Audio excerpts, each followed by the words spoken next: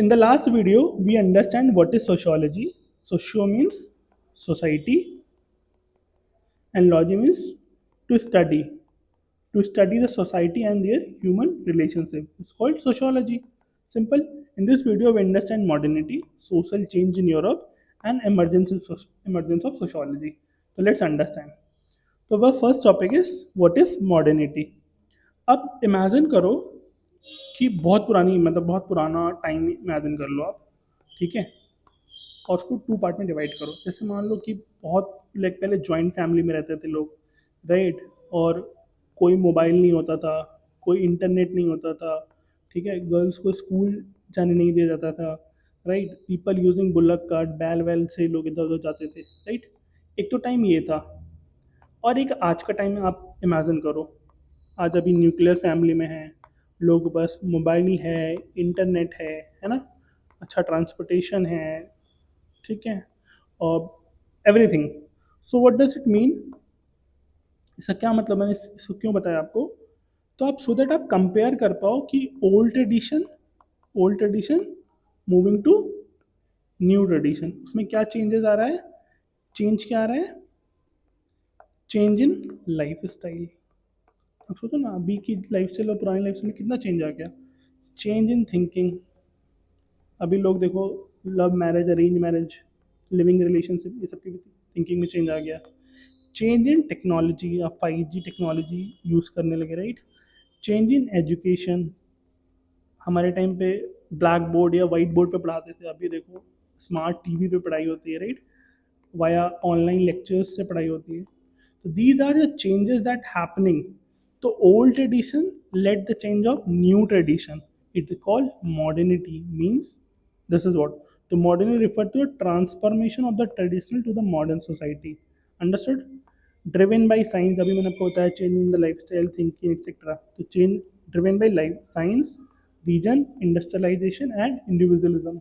अभी देखो सबको अपना अपना चाहिए कि भाई मेरा करियर, मेरा सब अपना अपना होना चाहिए. Originated in Europe in 17th to 19th century, and the keywords that are rationality, secularism, urbanization, and the power is. These are called modernity. तो अभी समय आई होप को समझ में आ गया होगा. Old tradition to the new tradition, ये सारे पॉइंट आप याद रखना. Life style, thinking, technology, education, blah blah. ठीक है.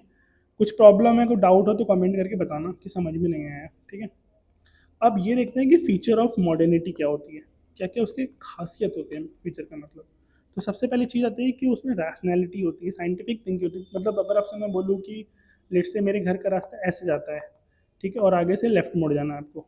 ठीक है. लेट से ऐसे कि मेरे घर का ये रास्ता है, आगे से आके आपको लेफ्ट मुड़ जाना है. तो अगर आप आगे का यू कन्फ्यूज, तो you always ask one person कि भाई साहब ये गांव का रास्ता किधर जाता है, etcetera etcetera, right.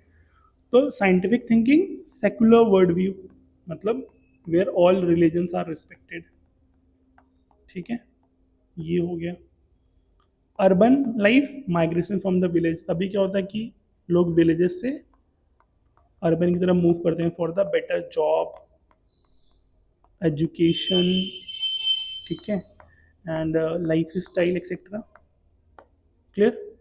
Then industrial economy to the factory system. पहले क्या था कि लोग घर में पुअर, सेल्फ सफिशिएंट इकोनॉमी थी. मतलब इतनी ज़मीन है, उसमें खुद के लिए खेती हो गई, खुद के लिए खाना हो गया, सफिशिएंट है. अभी क्या है, इंडस्ट्री में मास प्रोडक्शन होता है, मतलब बहुत सारा प्रोडक्शन होता है.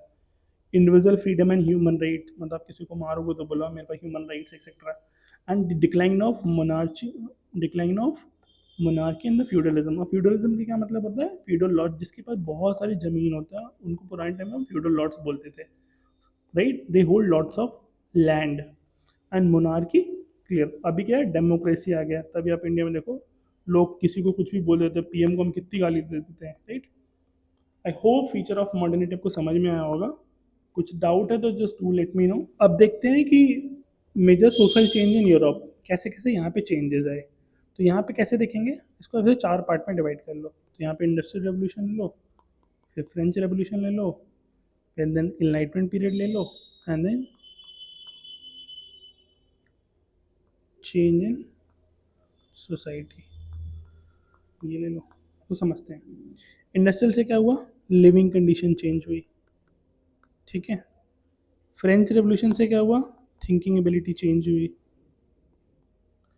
यूरो एनलाइटमेंट पीरियड से क्या हुआ, थिंकर्स आके थोड़ा ज्ञान दे दिए कि ये है वो है, जैसे रूसो, वोल्टेयर, लॉक, यूके, है ना, इस पर ज्ञान दे दिया। That let the happen of change in the society. थोड़ा सा डिटेल में समझते हैं।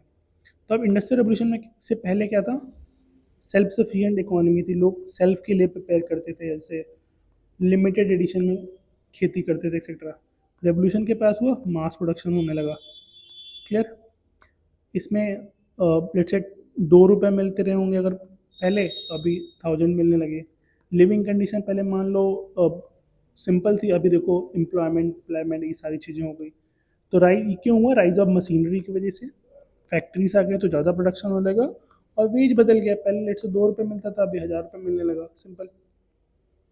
अब क्योंकि मशीन्स आ गई, चेंज हो, तो डिवीजन ऑफ क्लास भी हो गया। तो अभी देखो कुछ लोग पुअर होंगे, कुछ लोग रिच हो जाते हैं। तो जो रिच होंगे उनको बुर्जुआ बोलते हैं, ठीक है, और जो वर्किंग क्लास हैं उनको हम पुअर या वर्किंग क्लास बोलते हैं। इससे क्या हुआ, displacement, urban crowding and poverty. तो जो पुअर रह गया पॉवर्टी में आ गया, अर्बन क्राउडिंग, शहरों में बहुत भीड़ होने लगी। तो यहाँ पे जो रेगुलर थी वो चेंज हो गया, रेगुलर लिविंग कंडीशन चेंज हो गई। फ्रेंच रेवोल्यूशन से क्या हुआ, थिंकिंग में चेंज आ गया। कैसे, देखो एंड ऑफ मोनार्की जिसके पास बहुत सारा वो एंड हो गया।